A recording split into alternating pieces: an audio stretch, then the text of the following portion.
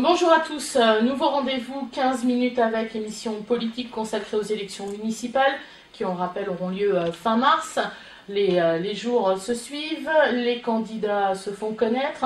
Et ils ne se ressemblent pas forcément, c'est important. Oui, ils ne se ressemblent pas. Vous avez pris la parole, bonjour Ahmed Kara, rédacteur en chef du Phare Dunkerquois, partenaire de cette émission.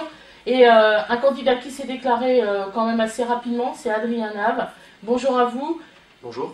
Vous êtes candidat sur Saint-Paul-sur-Mer, vous êtes du Front National, du Défi Dunkerquois, engagé depuis maintenant 3 ans, 3 bonnes années. Vous avez 22 ans, vous êtes le Benjamin presque de tous les Dunkerquois, de tous les candidats du Dunkerquois et du Grand Dunkerquois.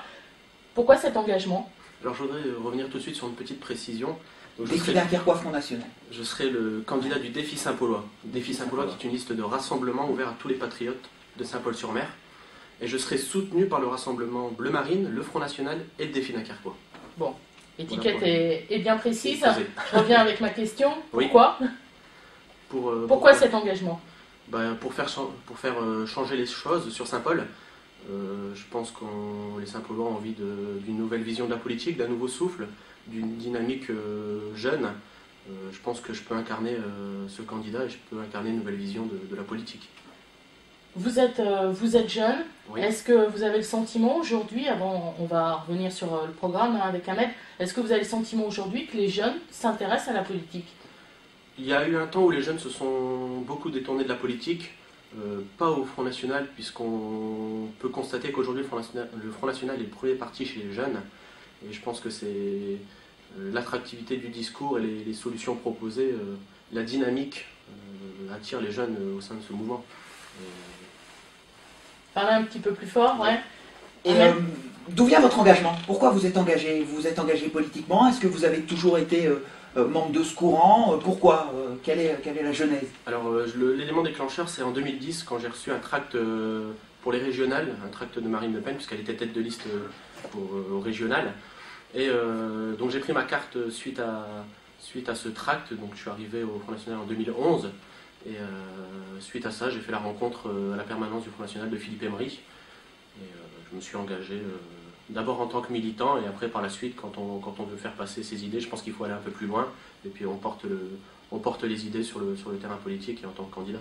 Philippe Emery, avec qui vous êtes régulièrement. Tout à fait. Voilà, vous avez le temps d'observer, vous regardez, on vous voit notamment lors des conseils municipaux de Dunkerque, toujours très attentif. On est en étroite collaboration. On profite aussi du travail de Philippe Emery qui a été fait pendant de longues années sur Dunkerque. Je pense qu'il a prouvé son sérieux et sa connaissance des dossiers. Et je pense que ça, c'est très important pour l'avenir du Dunkerquois. Alors, c'est pas toujours facile à porter une étiquette Défi Saint-Paulois, Défi Dunkerquois soutenu par Rassemblement Bleu Marine et le Front National. Comment vous le vivez, ça, vous ? Très bien. Et on rencontre un écho très très positif sur le terrain. Au porte-à-porte, quand on se présente, quand on va à la rencontre des habitants, il n'y a aucun souci, les gens sont très ouverts.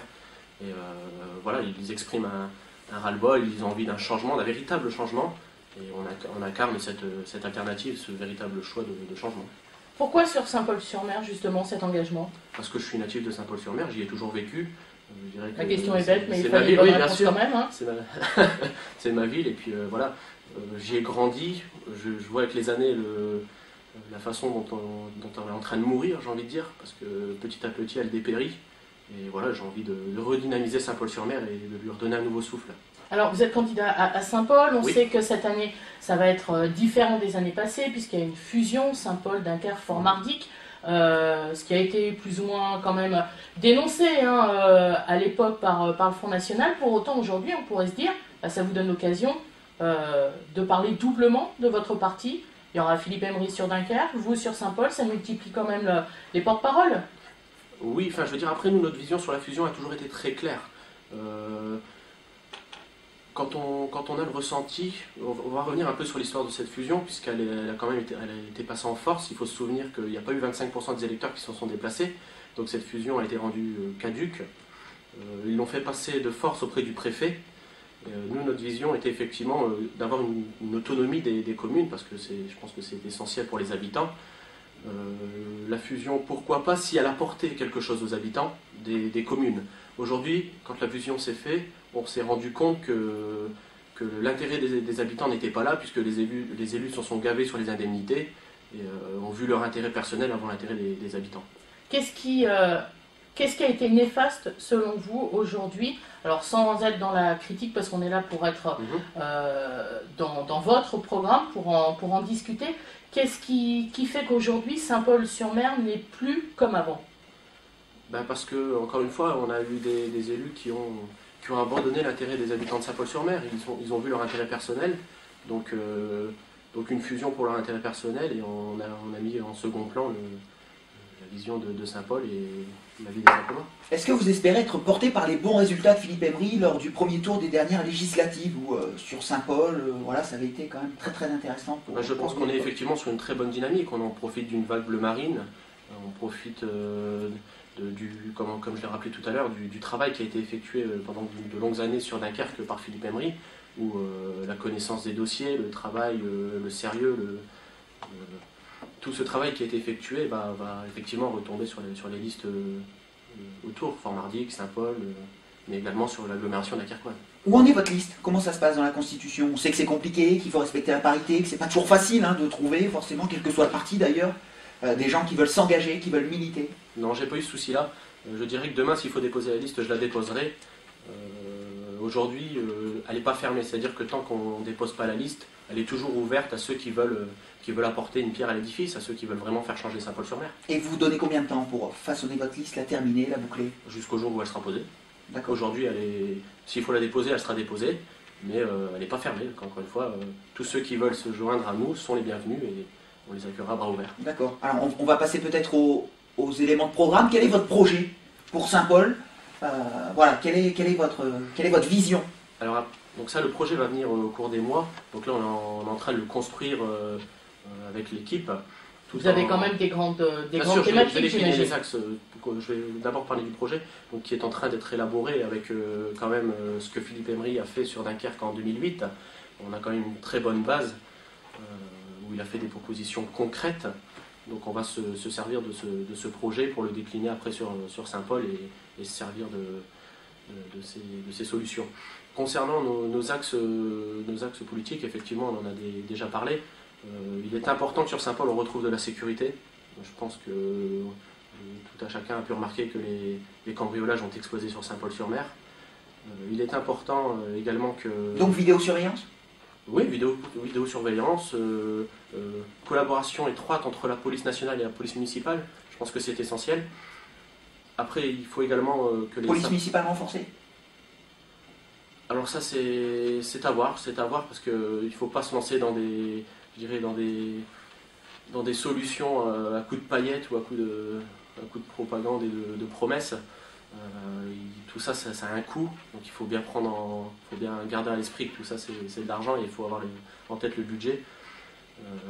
Donc augmenter pourquoi pas, mais je pense que le premier devoir de sécurité est fait par la police nationale. Vous êtes sur Delta FM, une nouvelle émission consacrée aux élections, 15 minutes avec un candidat. Aujourd'hui, on reçoit Adrien Nave, candidat sur Saint-Paul-sur-Mer. Vous avez, je l'ai dit en tout début d'émission, vous avez 22 ans, on va revenir sur le programme, mais il est bien quand même de le rappeler. On vous a reproché chez vos opposants d'être trop jeune, de ne pas avoir l'expérience. Écoutez, c'est pas ce qui se ressent sur le terrain, puisque quand je fais du porte-à-porte, et encore une fois, les gens sont très agréables et ils me disent, ils m'encouragent, félicitations pour votre âge, c'est très bien de faire porter vos idées et il faut continuer. Après, moi j'ai envie de rompre avec tous ces cumulards, tous ces barons d'élus qui ont perdu le sens des réalités et qui sont dans un autre monde. Je pense qu'il y a un moment, il faut incarner notre vision et j'incarne cette autre vision. Vous êtes étudiant encore en sophrologie, alors oui. Pour que tout le monde comprenne bien, pour qu'on sache quand même qui vous êtes, pour la curiosité de tout le monde, sophrologie, c'est quoi? Si vous voulez, relax. C'est ça, c'est la gestion du stress, la gestion des émotions, la relaxation. Ouais, c'est ça. Sympa, je trouve. Pour un élu, c'est plutôt sympa. On va dire que ça aide. Les journalistes en auront besoin voilà. à la fin de la campagne. Tout à fait, on ne sera pas les seuls, je pense. Non. Donc revenons au programme. Donc vous m'avez parlé de sécurité ensuite. Quelles sont les grandes lignes? Donc sécurité, l'emploi, je pense qu'il est important que les Saint-Paulois retrouvent des emplois, qu'on redynamise tout ce qui est secteur industrie, commerce, sur Saint-Paul. Comment on peut agir? Concrètement, encore une fois, c'est comme Philippe l'a proposé par le biais des amendements au conseil municipal, il faut introduire des critères environnementaux et sociaux dans tous les marchés publics. C'est-à-dire qu'on va, via ces critères, favoriser les entreprises locales et donc du coup les gens de chez nous, donc les gens du Dunkerque. Enfin, faire venir des entreprises locales, faut-il encore qu'il y ait de l'activité? Bien sûr, il faut donner une attractivité. Et de l'activité. Bien sûr. Sur quel domaine on peut aujourd'hui penser qu'à Saint-Paul-sur-Mer, on peut se développer dans tel ou tel domaine? Vous pensez qu'il y a un vivier pour du service à la personne, pour tout ce qui est un peu tertiaire tout n'est pas forcément de l'univers du monde industriel. Oui, après, effectivement, on prend par rapport aussi à la limite du territoire de Saint-Paul-sur-Mer. Mais quand on a une population de plus de 20 000 habitants, il y a forcément du vivier, surtout avec le chômage qu'il y a sur Saint-Paul-sur-Mer. Il y a de quoi faire. D'accord. Ensuite si donc on a parlé sécurité, on a parlé un petit peu économie. Oui. Si on parle social, quelles sont les grandes lignes en matière sociale? Je prends la cité, par exemple, la cité des cheminots, parce que c'est la cité où les scores de Philippe Emery avaient été d'ailleurs sont bons, oui. Bah là, on a un véritable exemple. On a une cité ouvrière qui avait un caractère ouvrier, la cité des Roses, une cité agréable à vivre, où les gens étaient tranquilles chez eux, et aujourd'hui, on a une nouvelle forme d'urbanisme qui vient. On détruit les maisons, et sur une parcelle de maison, on y voit pousser un immeuble. Donc on a affaire à une banlieusisation de la cité des cheminots. On est en train de perdre ce cadre agréable qu'avait la cité des cheminots. Et ça, c'est. Pour autant, on pourrait, en faisant l'avocat du diable, dire qu'il manque des logements. Donc, à la place d'un petit logement, tant qu'à faire, autant faire pousser vers le haut pour avoir davantage. Ça, c'est la politique qui est donnée aujourd'hui par le maire actuel. C'est-à-dire qu'on perd des habitants. Alors, sur une parcelle de terrain où il y avait une maison, où les gens étaient tranquilles, on la rase et on vient y mettre un immeuble. Je pense que c'est pas la politique. Quand on veut attirer des gens dans la ville, il faut avoir un cadre dynamique, il faut avoir un cadre calme, il faut de la sécurité, et les gens reviennent par eux-mêmes. Quand on a une ville qui... Vous voulez améliorer le cadre de vie des Saint-Paulois? Oui. Et ça passerait par? Encore une fois, retrouver de la sécurité, de l'emploi, être bien chez nous, c'est primordial. D'accord, c'est-à-dire être bien chez nous, vous vous adressez à tous les Saint-Paulois, bien sûr, je veux dire dans toute leur diversité, on connaît la diversité. Bien sûr, une personne qui n'a pas de boulot, une personne qui ne se sent plus en sécurité dans sa ville, qu'est-ce qu'elle fait? Elle se dit, moi je ne vais pas rester ici, je vais m'en aller, je vais aller voir ailleurs. Je pense que c'est important de casser cette vague de départ. C'est votre cheval de bataille, ça, la sécurité? C'est pas mon cheval de bataille, je pense qu'il y a énormément d'éléments qui sont importants aux yeux des Saint-Paulois et on va essayer d'y répondre. Il y a une autre problématique sur Saint-Paul, c'est quand même ce campement illégal du Pont-à-Curé, le campement Rome. Je pense que ça, c'est un pourrissement pour les riverains, aussi bien de Petite-Sainte que de Saint-Paul-sur-Mer. Et là, il y a quelque chose vraiment à faire, et ça fait 3 ans que ça dure, et il n'y a aucun élu, il n'y a eu aucune volonté politique de faire changer les choses. Vous êtes pour le démantèlement du campement, purement et simplement? Tout à fait. Je pense qu'on a des personnes qui sont en situation illégale sur ce terrain, et elles n'ont pas à être sur ce terrain. Et donc, on agit comment? Parce que là, c'est pas qu'une décision municipale. Si demain vous étiez maire de Saint-Paul. Encore une fois, en 2011, quand ces gens sont venus s'installer sur ce terrain, les municipalités, les collectivités auraient dû prendre tout de suite, je dirais, le taureau par les cornes et dire stop, on alerte les services de la préfecture, les services de l'État, et on fait venir la police pour faire évacuer ces gens. Ça n'a pas été fait.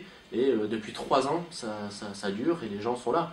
Aujourd'hui, effectivement, il y a des solutions qui tendent à être trouvées, c'est-à-dire qu'on prend les Roms, on va les loger dans des logements sur Saint-Paul, sur Dunkerque. Des logements, moi ça me fait ça a été fait tout dernièrement d'ailleurs pour ceux qui étaient, les Roms qui étaient à Lille.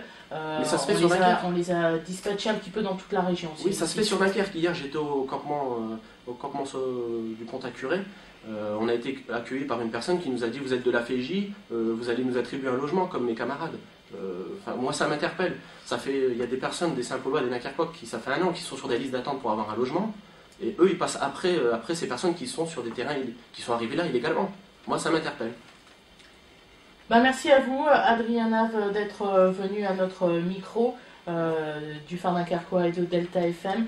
On rappellera couramment que cette interview est aussi filmée, donc on pourra écouter, réécouter, voir, revoir sur les sites internet respectifs du Phare Dunkerquois et de Delta FM. Et du Journal des Flandres. Et du Journal des Flandres. On rappelle les sites www.lefardunkerquois.fr et deltafm.fr. Merci à vous. Merci et à demain Ahmed avec un autre candidat. Au revoir.